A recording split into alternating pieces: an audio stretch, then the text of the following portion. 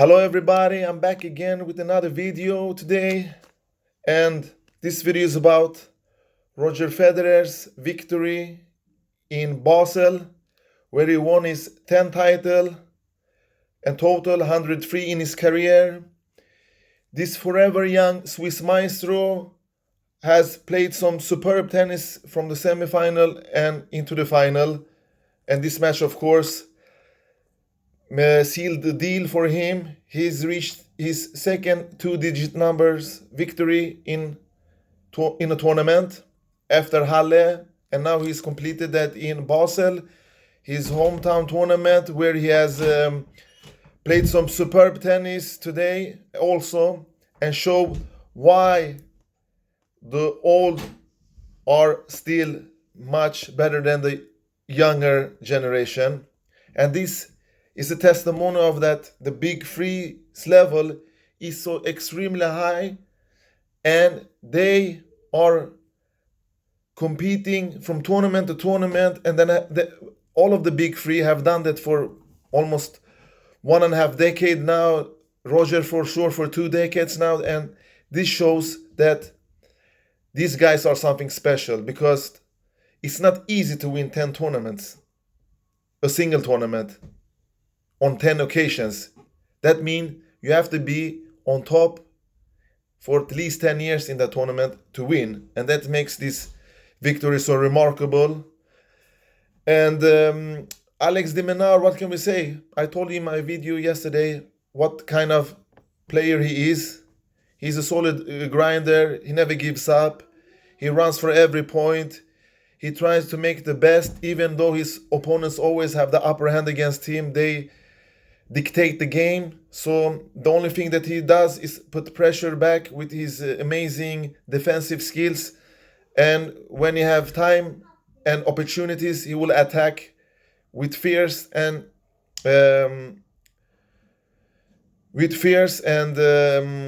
energy. That's what we can say about Alex de Minaur. He started out well in Federer's two first service, where he was there. He didn't receive the break point, but he was there. He made Roger work, because when the ball was in play, de Minaur was good from the baseline, and he won that 39 shot rally against Federer, and that shows that he's superb, because his game plan was to attack Federer's backhand. It worked in the beginning, because Federer made a couple of unforced errors from his backhand, and his serve didn't start out well. I think he had a percent number of 33% first service in the first 3 games.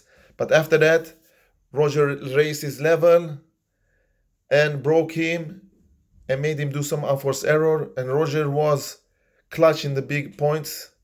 A couple of break points, he broke the young Australian 4 times, and he was just better, because you saw the difference today. It's different to play against Struff, Opelka, and Fritz, like de Minaur did before he reached the final.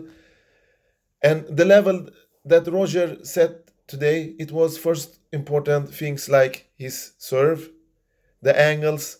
He set the pace. When he set the pace against de Minaur, he didn't have a chance. Even though he was there reaching the balls, the high pace, the consistent that Roger showed in this match is a total different story of the 3 opponents that de Minaur reached before the final, because Struff, Fritz, and Opelka, they are not even close to have a high level, especially consistency. They are not even close of having a superb consistency like the big 3 or any top 20 player. And that's why Opelka only has his serve. Struff, you can almost say the same about him, but he has some good he has a good forehand.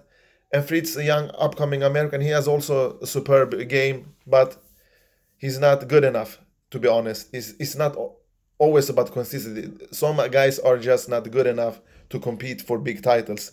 That's my opinion. And Roger won his 103 title today. He's gonna go to Paris with good confidence, like always, like these big guys. They always believe when they enter the tournament that they're gonna win. And in the other final today in Vienna, Dominic Thiem is one break up in the third set. Schwartzman won the first set. I told you in my video yesterday that Thiem's gonna work for his money today because Schwartzman has been good this week. But can those two players take this good game into the next tournament?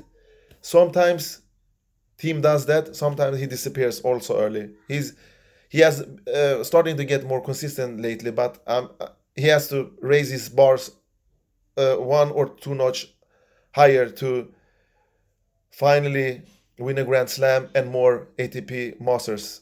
And if he can do that, he will be a threat in Paris also. And Schwartzman, like I told you yesterday, also he's a solid baseliner with a great fighting spirit, great heart. He can rally for a long time. He makes his opponents make unforced errors. Maybe the match is not over, but with the 3-2 and a breakup, it looks like Thiem's gonna take this one. But never count the young Argentinian out. Diego will fight to the end. And what can we say more about Roger Federer?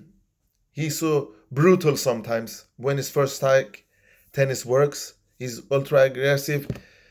He has so much variety in his game. Even though this opponent, de Minaur, played at his backhand all the time, Roger managed to find a way.